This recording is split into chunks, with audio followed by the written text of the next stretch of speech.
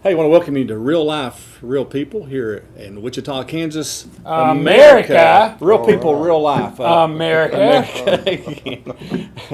If Robin was here, who she's not, she's in Colorado, she would say we never tell the guests that. I don't know why. So we did it twice so they could be right with the second time, right? And we'll do it again after the first break so you can come And then back. you'll Okay, know then to I get chime my in. chance Yeah, you to get your chance to Wichita, participate. America.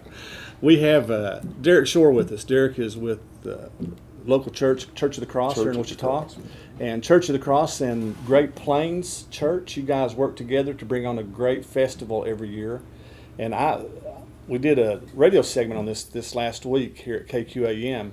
And I said on the radio show that of all the festivals that I know in Wichita, outside of Riverfest, which is saying something, but outside of Riverfest, I can't think of a festival that's organized and planned better than Lordstock. So tell us about Lordstock, Derek, and what's going on. Lordstock is the brainchild of a friend of mine Who's really camera shy? who's really camera shy. Named Jim Neese. That Jim you Neese. can find him on If you Facebook. find Jim Neese, you tell him that he should be putting his mug up here. But this is it's a brainchild of his where he just has an evangelistic heart to meet people, get to know them, and in his words, earn the right to even share the gospel with them. I remember several years ago, Jim and I, we've done work with the homeless for quite some time. And Jim, I thought if he came on after I'd started or what, but we were doing some stuff with the homeless, and I forget what it was. We were talking about giving food or doing something.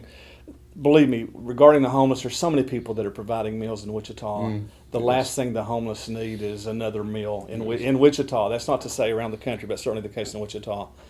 And we talked about whether that was productive or not. And Jim used that phrase for the first time. Well, it gives us the right. Yes. And his approach to that is that you do things that are of quality and worthwhile. People respect that, and then they'll listen to you. Yeah, that's well stated. Our scriptures tell us to make disciples and be evangelistic in nature, and sometimes in our urge to do that, we stumble and we push people and we don't set it up well, and so that's what Lordstock is about. And Jim has really done a great job, as you say, of organizing it and being able to focus to have a relationship. Then we can have conversation. Yeah, and I think for folks that are watching, for viewers today, this is not an over the edge evangelical quote unquote event. No. This is the thing. It'll be a music festival. I think 10 bands or thereabouts that are playing, that are high quality bands. There's magicians. There's entertainers. There's free food. There's all kinds of things going on, just to have fun. Its intent Yes. is to not necessarily. Yes. How can I say it? It's not necessarily to preach, but Proselytize. to not proselytize. That's a good word. But the intent is just to be a good neighbor. That's right. That's right. We get to know people from our neighborhood. They get to know us. We play games with them. We eat pie with them. We jam and rock out with them. Just a good time. Yeah.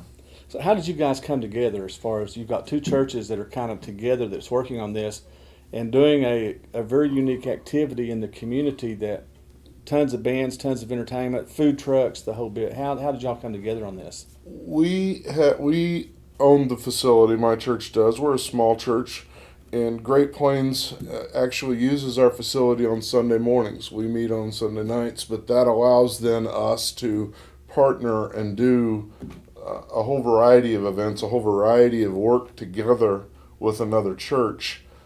Both churches then being able to probably reach more, express more, do a little bit more with our resources than we could individually. I know Great Plains, I know you guys fairly well. Not as well as I maybe could, but I know you fairly well. What is it that makes you, do you think, uniquely different than maybe some other groups? Because you don't always hear, I hate to say it this way, but it's the truth. You may have seen this too, David. Sometimes you'll see First Baptist on this corner, Second Pres on this corner, over here's First United, and you seem to have churches all over as opposed to working together. Yes. What is it that gets you to the place where you can work together? Boy, you have to be willing to lay down the barriers.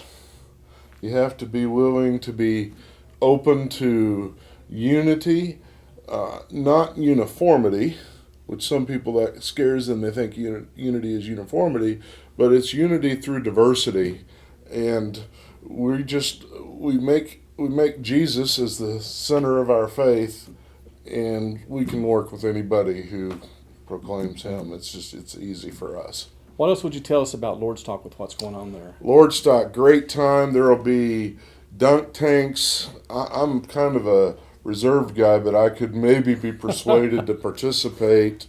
There will be lots of kids games, art displays. There will be art available for purchase if someone likes. There's a 10-man guy, does all kind of cool things from with 10. Just lots. It's a place to come, have fun. There won't be anything that, as a parent, you would have any embarrassment over or don't want the kids to. It's participatory. It's engaging. The family-friendly concept, if you will, but a legitimate family-friendly. That's right. That's right. That's what we're choosing. I'd like to pursue a couple quick questions on dollars and cents. How much money's Dad need in his pocket?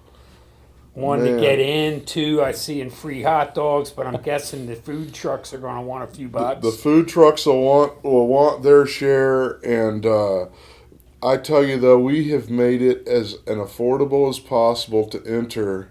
You keep your dollars and give them to the food trucks to buy the stuff. We're going to bring you the entertainment. We're going to let you participate on the house. I'm seeing free hot dogs set 5 to 7. Yes. So you can plan your. There's usually chips and soft drinks to go with that too. That's Yeah. right. Well, and if you've got 2, 3, 4 kids and they're bringing some friends, that can add up to a lot of money at the truck. It can. So it can. the free hot dogs are going to take the edge off that for mom and right. dad. That's a good thing. You're going to want lawn chairs and blankets, people. Yes. A place to sit in out of the shade, tuck into the trees. Now, I'll take my shot on telling them where it is, and then you do better than this. Let's go west on Kellogg. You're going to see Newman University on your left, and you're going to see this festival on your right. But you can't get off there. So you got to go up to West Street, get off there, make a right, go up to McDonald's, make another right, keep going until you're in the middle of the festival. You'll know you're there.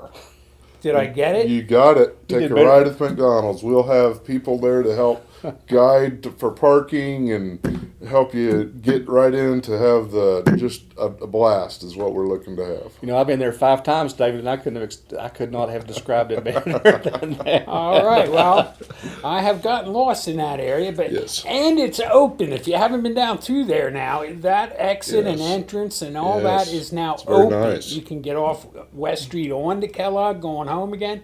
Everything is functioning. Still a lot of orange cones around, but nice road. It's easy. Yes. Hey, and Andy Hoosier, he's the guy that he hosts the radio show, The Voice of Reason, here at KQAM, and we've had this challenge about getting in the boxing ring together, and we kind of kidded on the radio show that what we might do, just as a kind of a precursor to that, and folks need to call Andy and bug him about it, but the precursor is to put on the sumo suits Yes. and go at it in the sumo ring. The infamous sumo You suit. got an can't- advantage I know. over Andy there, Mike. and I'll take it too. Mike's in one of the bands. We should point that out. It's called the Big Mac Combo. Yes. And that's Mike's band, and no hamburgers there, but there might be a hot dog in the band. There's 4 of us, maybe 5 of us that'll be there at that particular show. We've done it. My wife and I performed at I think the first or the second one in Delano. It started in Delano. Yes. And I did magic, and I performed and sang with my wife as well, who's really a folk performer. But that's been way back at the Clock Tower. But we've been there several times. The new band is we're rock and roll, and there's going to be again all kinds of music, everything from country music to gospel to folk music. We're a blues rock and roll band. We're playing up in Topeka weekend after next, or 3 weekends, and have some great musicians that are coming to sit in with us for that. But then the Tribe of Levi is a rock and roll band, and there's going to be all kinds of music, and the entertainment is definitely. 2 stages this Yeah, year. that- 2 stages. Now, will they both be going live, or will that just cut down on setup time? Well, and it's cut things like down that? on setup time is the main idea. So they can go there. back and Yeah. forth and without losing a lot of in between Yes. time. And that's critical because That's a lot a of good times at idea. the festivals, it takes an hour to clear the stage and set the stage up, And if you've got 2 stages going, it can be almost instantaneous and constant entertainment going on. Yeah, that was our idea. We found that problem of too much time between bands, and Yeah. so we worked on that this year. Got it Ralph handled. Kaufman, is he still doing stage management? RC? RC will be there. I don't know who's running sound. It'll be a good time. I think that All Ford, one of the popular light and sound companies in the past, it's a huge stage, and you know, I call him Woody because I know him as Woody, middle finger at face. But David, he made a great point. If you're driving down Kellogg, you're coming down the street, you can't miss it. you'll be And able to see it. there's a big stage there, a huge big field, and a lot of things that are going on. Yes. So a lot Yeah, of big church just east of West Street exit, really. Yes. Yeah. Yes. So Start getting over when you see it. So- Let's run down it. Arts and crafts. Tell me a little bit about arts and crafts. For a lot of kids or adults too, or what? What do you see going in arts and crafts? Several different things. I alluded. There's a gentleman that does these brilliant tin men that are made out of tin cans. He always has a stand there. There should be painters and ladies that like to sew and do crafts. Folksy home stuff. We're not talking the Louvre or anything, but yeah, But great okay, time but to- adults very with sewing accessible. machines, not Yes, just yeah. okay. in the past now they've had the vendors that are there selling stuff. We have. But in the past, they've also had individuals that are there working with kids and helping the kids do arts and crafts, which is kind of cool as well. Yeah.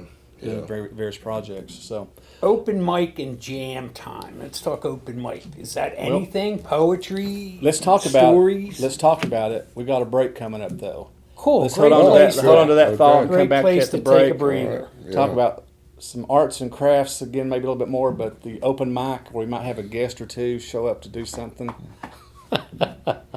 Might. So again, it's Mike Furchess, Woody Middlefinger here, and we got Derek Shore. We'll be back with you in a few moments here at Real People, Real Life.